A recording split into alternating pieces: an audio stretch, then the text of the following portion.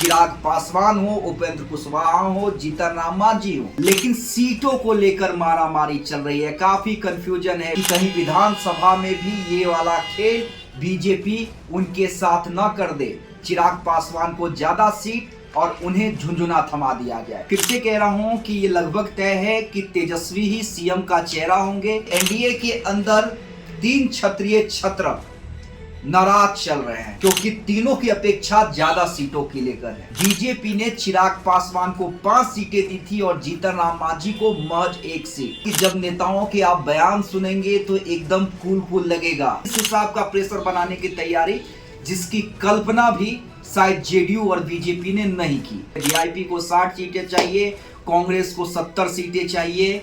Left पार्टियों की भी अपनी दावेदारी है, पारस गठबंधन में इन करना चाहते हैं।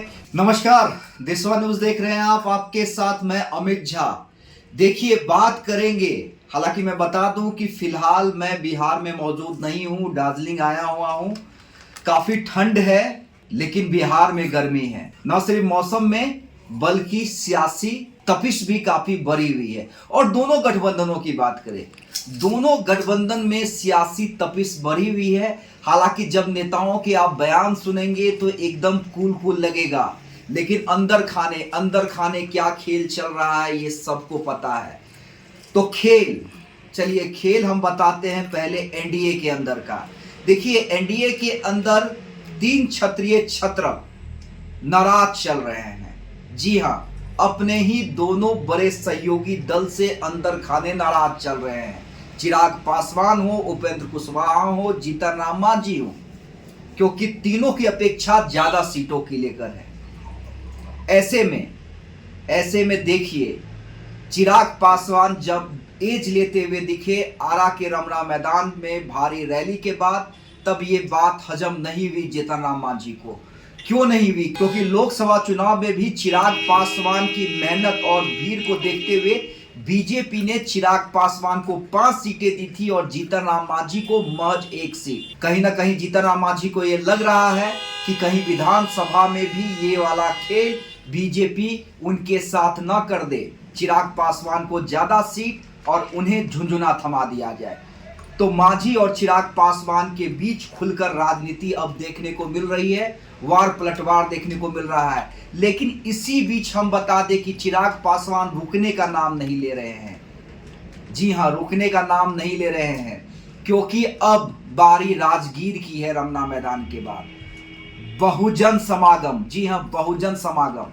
देखिए, मैं डिटेल में अलग एपिसोड में बताऊंगा इसके मायने क्या हैं, लेकिन फिलहाल आप समझ लीजिए जो अंदर खाने एलजेपीआर तैयारी कर रही है वो न सिर्फ विपक्ष के लिए तैयारी कर रही है बल्कि सहयोगी दलों के लिए भी तैयारी कर रही है। इस हिसाब का प्रेशर बनाने की तैयारी जिसकी कल्पना भी शायद जेडीयू और बीजेपी ने नहीं की। अब चलिए बात महागठबंधन की भी जल्दी से कर लेते हैं। देखिए, लगातार कई बैठकों का दौर हो चुका है महागठबंधन में। आपने देखा होगा परसों भी महागठबंधन की बैठक हुई थी। तेजस्वी जो है मेन कुर्सी पे बैठे हुए थे। लेकिन देखिए, मैं फिर से कह रहा हूं कि ये लगभग तय है कि तेजस्वी ही सीएम का चेहरा होंगे। ऐलान नहीं हुआ है, लेकिन सीटों को लेकर मारामारी चल रही है। काफी कंफ्यूजन है। वीआईपी को 60 सीटें चाहिए, कांग्रेस को 70 सीटें चाहिए। लेफ्ट पार्टियों की भी अपनी दावेदारी है, पारस गठबंधन में इन करना चाहते हैं। तेजस्वी यादव ने अभी तक बातचीत नहीं की है क्योंकि पहले से जो सहयोगी दल है उनको ज्यादा सीट चाहिए। तो देखिए, सिर फुटबॉल दोनों गठबंधनों में है, लेकिन फिलहाल महागठबंधन से ज्यादा सिर फुटबॉल और असल राजनीति जो है एनडीए के अंदर देखने को मिल रही है।